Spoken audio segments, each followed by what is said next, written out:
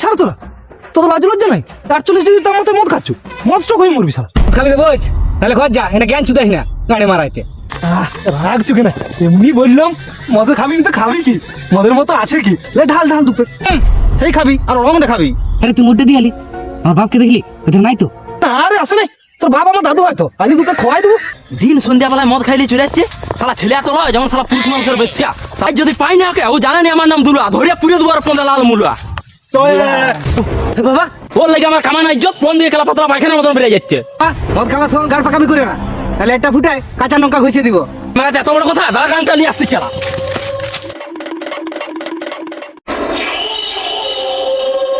কার পয়সা মদ খাচ্ছ রে? দাদু তোমার বেটার পয়সায়। কাকু আমি আর মদ খাবো না, তবু আমার বাপকে বলো নি। না রে বাপ, বলবো না, না প্যাক কর না তুই। কি ফেদা আমার লোকে তুই, ছেলের মদ খাচ্ছে।